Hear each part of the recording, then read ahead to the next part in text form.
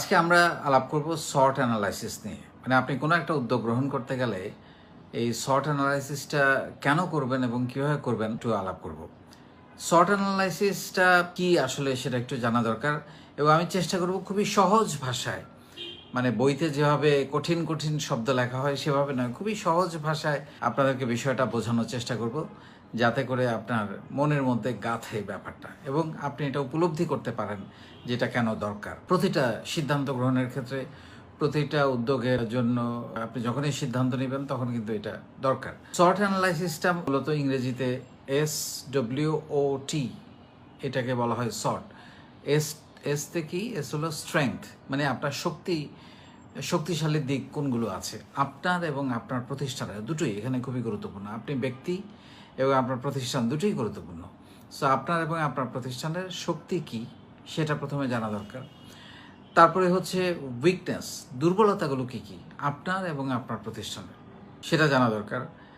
তারপরে হচ্ছে ওতে অপরচুনিটি, মানে হচ্ছে সুযোগ, কি কি সুযোগ আপনার এই যে শক্তি আছে, আপনার যেসব শক্তিশালী দিকগুলো আছে সেগুলো কি কি সুযোগ আপনার জন্য নিয়ে আসতে পারে। আবার অনেক সময় কিছু কিছু দুর্বলতাও সুযোগ তৈরি করে, সেগুলোও কিন্তু আমাদের জানতে হবে, বুঝতে হবে, অ্যানালাইসিস করতে হবে। ফাইনালি থ্রেট হচ্ছে হুমকি আপনার প্রতিষ্ঠানের জন্য। আপনি নিজে বা আপনার প্রতিষ্ঠান কি কি বিষয়গুলো হুমকির সম্মুখীন হতে পারে সেগুলো বিবেচনা থাকা দরকার। So this is all about short. So এটা আমরা করি কোনো একটা উদ্যোগ গ্রহণ করার জন্যে। উদ্যোগ গ্রহণ করতে গেলে, আমরা সিদ্ধান্ত নিতে গেলে, আমরা আমাদের প্রতিষ্ঠানের শক্তি, দুর্বলতা, সুযোগ এবং হুমকি কি কি আছে সেগুলো অ্যানালাইসিস করার জন্যই মূলত এই শর্ট অ্যানালাইসিসটা করা হয়। প্রথমে আমরা জানার চেষ্টা করি স্ট্রেংথ বা আপনার শক্তিশালী দিকগুলো কি কি। বেসিক্যালি স্ট্রং শর্ট অ্যানালাইসিসটা করার মূল উদ্দেশ্যটা হচ্ছে আপনার প্রতিষ্ঠানের শক্তিশালী দিকগুলো চিহ্নিত করে এবং সেই শক্তিশালী দিকগুলো কোন কোন প্রেক্ষাপটে কাজে লাগিয়ে কি কি সুযোগ তৈরি করা যায় এবং আপনি বাজারে নামতে গেলে কি কি থ্রেট বা হুমকি রয়েছে আপনার জন্য বা আপনার প্রতিষ্ঠানের জন্য, সেগুলো বিবেচনা করাও এটার একটা মূল উদ্দেশ্য। তো প্রথমে আসি হচ্ছে শক্তিশালী দিকগুলো কি কি। এটা দুইভাবে আমরা বিশ্লেষণ করতে পারি। একটা হচ্ছে আপনার নিজের শক্তিশালী দিকগুলো কি এবং আপনার প্রতিষ্ঠানের। আপনার নিজের শক্তিশালী দিকগুলো যেমন হতে পারে আপনার শিক্ষাগত যোগ্যতা, আপনার দক্ষতা, আপনার যদি অভিজ্ঞতা কোনো থাকে অভিজ্ঞতা, আপনার সততা, আপনার কমিটমেন্ট, আপনার লেগে থাকা ডেডিকেশন, আপনার প্রযুক্তিকে গ্রহণ করার মানসিকতা, পজিটিভিটি, এগুলো সবই কিন্তু আপনার শক্তিশালী দিক আমি মনে করি। এবং একই সঙ্গে আপনার প্রতিষ্ঠানের শক্তিশালী দিকগুলো যদি আমরা চিন্তা করি সেটা কি কি হতে পারে, যেমন আপনার প্রতিষ্ঠানের দক্ষ টিম, এটা একটা প্রতিষ্ঠানের শক্তিশালী দিক। আপনার পুঁজি ক্যাপিটাল আছে কিনা, এটাও আপনার কাছে টাকা আছে, এটাও আপনার একটা শক্তিশালী দিক। আপনার কাছে একটা ভালো আইডিয়া আছে, এটা একটা আপনার শক্তিশালী দিক। আপনার টিম ম্যানেজমেন্ট ক্যাপাসিটি ভালো, আপনি কাস্টমার কেয়ার ভালো, আপনার পণ্যের গুণগত মান ভালো।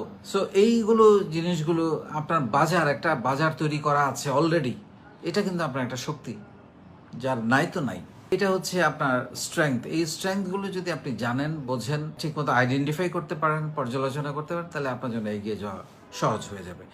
উইকনেস, এটাও আপনার জানা দরকার যে আপনার এবং আপনার প্রতিষ্ঠানের উইকনেসগুলো কী কী। যেমন আমাদের ব্যক্তিগতভাবে যদি প্রথমে আপনার নিজের উইকনেসের কথা চিন্তা করেন, সেটা হচ্ছে যে কারো কারো উইকনেসের মধ্যে একটা হতে পারে যে সবসময় অসুস্থ থাকে, রাগী, ভীষণভাবে বদমেজাজি, এগুলো তার উইকনেস।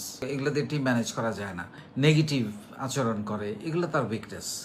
তারপরে হচ্ছে অদক্ষতা এবং কাউকে বিশ্বাস করে না, এগুলো একটা উইকনেস। বিশ্বাস করতেই হবে, আপনার টিম চালাতে হলে বিশ্বাস করতে হবে। আপনার স্কিলস নাই, ভালো ম্যানেজ করতে পারেন না, টিম ম্যানেজ করতে পারেন না, ম্যানেজারিয়াল কোয়ালিটি নাই, লিডারশিপ কোয়ালিটি নাই, এগুলো মারাত্মক উইকনেস আমি মনে করি। এই উইকনেসগুলো আপনাকে দূর করতে হবে, আপনাকে যদি একটা টিম চালাতে হয়, একটা প্রতিষ্ঠান চালাতে হয়, কোনো একটা উদ্যোগ গ্রহণ করতে হয়।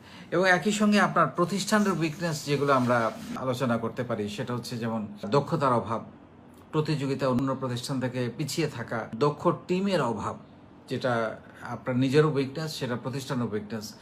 মূলধনের অভাব থাকতে পারে, প্রযুক্তির অভাব থাকতে পারে, নতুনকে গ্রহণ করার অনীহা থাকতে পারে, সময় মতো সিদ্ধান্ত না নেয়ার ক্যাপাসিটি না থাকা, টাইমলি আপনি কোনো সিদ্ধান্ত এত পরে নেন যখন এটার প্রয়োজন ফুরিয়ে যায়। সো এরকম এই জিনিসগুলো চিহ্নিত করে এগুলো থেকে বেরিয়ে আসা দরকার, নাহলে কিন্তু আপনি বাজারে প্রতিযোগিতামূলক বাজারে টিকতে পারবেন না।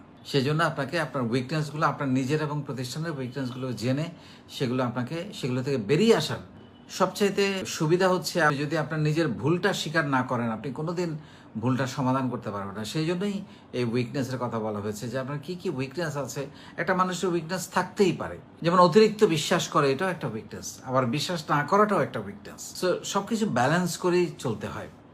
এটা হচ্ছে অপরচুনিটি। তারপরে আসি আমরা অপরচুনিটি, কি কি সুযোগ আপনার জন্য রয়েছে। ব্যক্তিগত অপরচুনিটির ব্যাপারে যদি আমরা আসি, একটা মানুষের সবসময় চেষ্টা করে সুযোগের সদ্ব্যবহার করতে, এটা নাথিং রং, একে কৌশলী বলা হয় এদেরকে।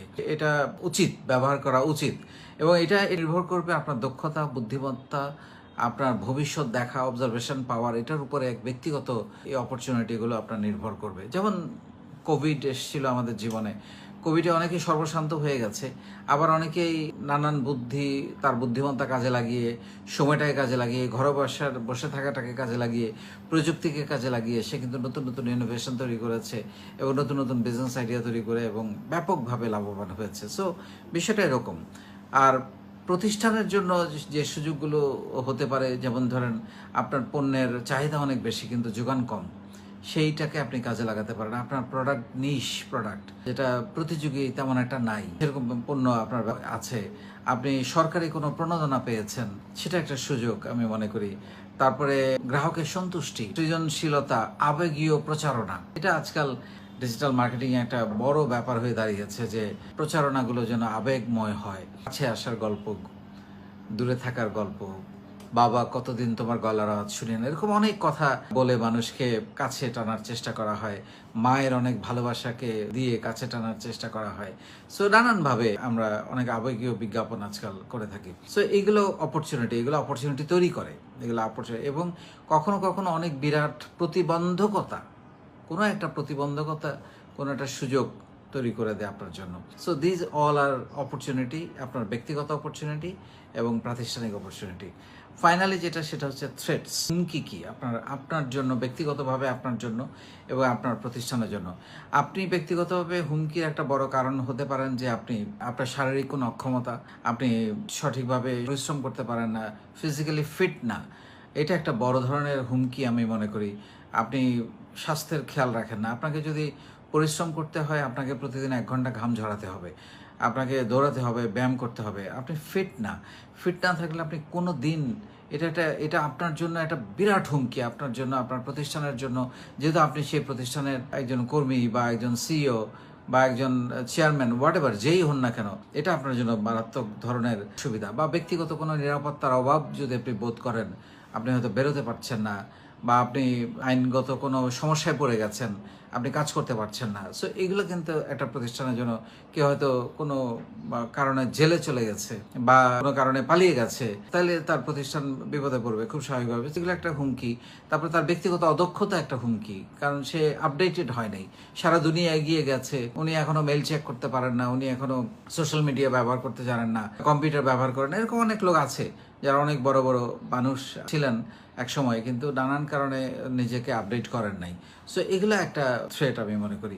প্রতিষ্ঠানের হুমকি, আইনের কোনো পরিবর্তন হতে পারে, প্রযুক্তির কোনো বড় ধরনের পরিবর্তন হতে পারে। প্রযুক্তির কারণে কিন্তু অনেকগুলো কাজ ইতিমধ্যে অবসোলেট হয়ে গেছে। আপনারা জানেন যে আগে আমরা রিল দিয়ে ফটো উঠাতাম, এখন সেই রিল চলে গেছে। কোডাক রিল কত জনপ্রিয়, ফুজি জনপ্রিয় ছিল, এরকম অনেক কিছু এখন ডিজিটালাইজ হয়ে গেছে। টাইপ মেশিনের প্রয়োজন এখন ফুরিয়ে গেছে। এরকম অনেক কিছু অবসলিউট হয়ে যায় সময়ের কারণে, প্রযুক্তির কারণে, প্রতিযোগিতার কারণে। আপনার কোনো বড় ধরনের প্রতিষ্ঠান আপনি চলে এসছে, যার সঙ্গে পাল্লা দিয়ে আপনি পেরে উঠতেছেন না, এটাও কিন্তু একটা হুমকি। সো এগুলো আপনাকে মাথায় রাখতে হবে। তারপরে গ্রাহকের রুচির পরিবর্তন হতে পারে, পণ্যের মান খারাপ হয়ে গেছে কোনো কারণে, আগে হয়তো ভালো ছিল, এখন খারাপ হয়ে গেছে, আপনি নিজে ব্যক্তিগতভাবে সময় দিচ্ছেন না, এটাও কিন্তু একটা হুমকি প্রতিষ্ঠানের জন্য। সো এইগুলো অ্যানালাইসিস করে আপনার জন্য কি কি হুমকি কাজ করছে, সেগুলো অ্যানালাইসিস করে যদি আপনি কাজ করেন, আমার মনে হয় যে আপনার এই হুমকিগুলো পর্যালোচনা করতে পারেন। সো একই সঙ্গে আবারও বলছি, আপনার কি কি শক্তিশালী দিক আছে সেগুলো যেমন আপনি পর্যালোচনা করা দরকার, আপনার কি কি উইকনেস, দুর্বলতা আছে, সেগুলো আপনার পর্যালোচনা করে সেগুলো থেকে বেরিয়ে আসা দরকার এবং শক্তিগুলোকে ব্যবহার করে আপনি কি কি অপরচুনিটি সুযোগ আপনি কাজে লাগাতে পারেন সেই অপরচুনিটিগুলোকে আপনার কাজে লাগানো দরকার এবং একই সঙ্গে আপনার জন্য কোনো হুমকি যদি থাকে সেগুলো থেকে বেরিয়ে এসে নিজেকে হুমকি মুক্ত করে সিকিউর করে আপনার ব্যবসা পরিচালনা বা কোনো উদ্যোগ গ্রহণ করা উচিত এবং এই পুরো জিনিসটা আপনার উদ্যোগ গ্রহণের আগেই সিদ্ধান্তগুলো নেওয়া উচিত। উদ্যোগ গ্রহণের পরে সিদ্ধান্ত নিলে এটা কিন্তু আর কোনো কাজে দিবে না। বাট এই শর্ট অ্যানালাইসিস এমন একটা জিনিস যেটা প্রতিনিয়ত যেমন শুরুতে দরকার একটা প্রতিষ্ঠান বা একটা উদ্যোগ গ্রহণের শুরুতে দরকার, তেমনি এটা প্রতিনিয়ত আপনাকে অ্যানালাইসিস করা দরকার। 2 বছর 3 মাসিক 6 মাসিক এটাকে অ্যানালাইসিস করা দরকার, কারণ প্রতিনিয়ত বাজার পরিবর্তন হচ্ছে, প্রযুক্তির পরিবর্তন হচ্ছে, সময়ের পরিবর্তন হচ্ছে, গ্রাহকের চাহিদার পরিবর্তন হচ্ছে, রুচির পরিবর্তন হচ্ছে। সো আপনাকে এটা প্রতিনিয়ত অ্যানালাইসিস করে আপনাকে সিদ্ধান্ত নিতে হবে। আপনার বুদ্ধিমত্তা, আপনার ভবিষ্যৎ ফোরকাস্ট করার পাওয়ার, অবজারভেশন, দক্ষতা, এগুলো দিয়ে।